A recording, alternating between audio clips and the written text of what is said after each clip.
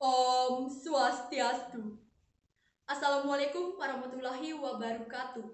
Namo Buddhaya, salam kebajikan, salam sejahtera bagi kita semua. Yang terhormat, Bapak Ibu Dewan Juri Lomba Pidato Bahasa Indonesia, yang saya hormati, seluruh panitia Lomba Pidato Bahasa Indonesia dan KIS 7 Smansap 2022, serta yang saya banggakan, seluruh peserta Lomba Pidato Bahasa Indonesia.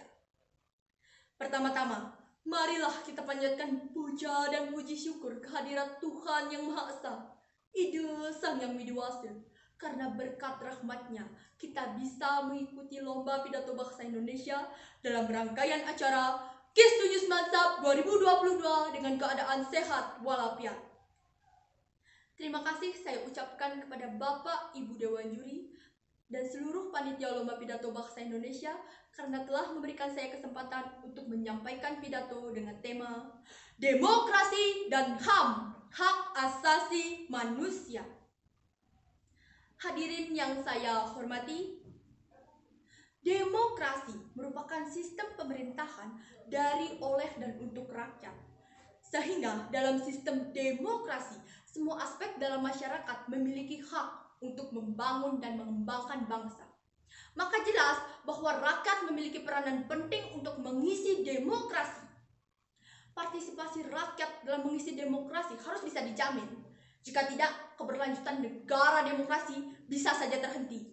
Yang sama artinya menghilangkan negara demokrasi itu sendiri. Oleh karena itu, untuk menjamin keberlanjutan sistem demokrasi, maka lahirlah satu bentuk lagi, yaitu HAM, Hak Asasi Manusia. Demokrasi dan HAM, Hak Asasi Manusia, merupakan konsep kemanusiaan dan relasi sosial yang lahir dari sejarah peradaban manusia di seluruh penjuru dunia. Konsepsi HAM dan demokrasi sangat terkait dengan sistem negara hukum, di mana dalam sebuah negara hukum sesungguhnya yang memerintah itu adalah hukum, bukan manusia. Hukum dan peraturan perundang-undangan yang berlaku tidak boleh ditetapkan dan diterapkan secara sepihak hanya untuk penguasa. Hal tersebut bertentangan dengan prinsip demokrasi. Hukum tidak hanya dimaksudkan untuk menjamin kepentingan beberapa orang yang berkuasa saja, melainkan untuk menjamin kepentingan bagi semua orang. Dengan demikian, negara hukum yang dikembangkan bukan absolut resta, melainkan demokratis resta. Begitu juga dengan Indonesia. Indonesia mengadopsi sistem demokrasi sebagai sistem pemerintahan yang dilandasi dengan hukum.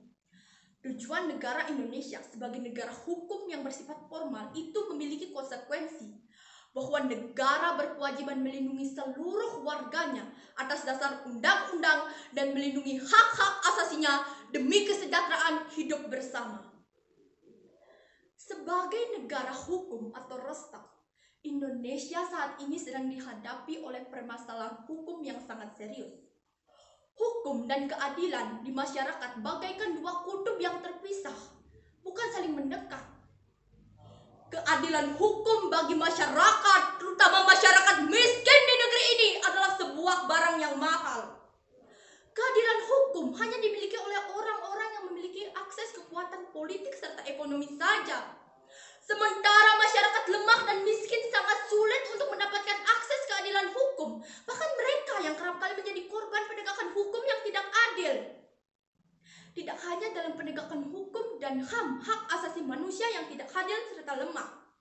Demokrasi Indonesia juga bisa dikatakan belum bisa berjalan sesuai dengan dasar demokrasi itu sendiri. Masih banyak individu atau kelompok masyarakat yang menyalahgunakan kedaulatan demokrasi dan nilai budaya demokrasi dalam mengemukakan pendapat. Contohnya, ada beberapa orang yang menyampaikan aspirasi secara anarkis dan mengganggu ketertiban umum. Partai politik sebagai tiang demokrasi belum juga mampu membangun dan mengembangkan budaya demokrasi. Politisi dan parpol yang mestinya mempelopori budaya demokrasi justru masih ada yang menyalahgunakan kekuasaan yang diberikan rakyat oleh diri sendiri dan kelompok. Politisi masih dengan enaknya sendiri menerima gratifikasi, suap, markup anggaran, serta kolusi yang itu semua merusak budaya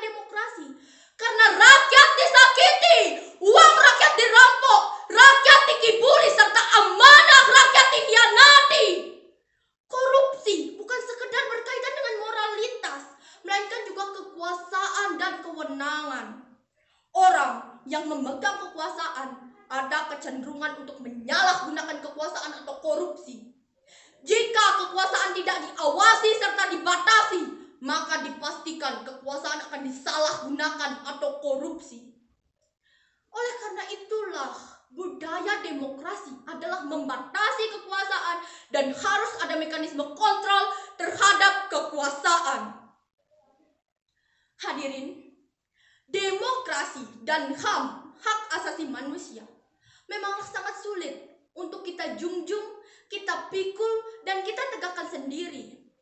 Kita membutuhkan kesadaran diri dari semua insan dan masyarakat untuk memperbaiki sistem demokrasi sesuai dengan nilai budaya demokrasi.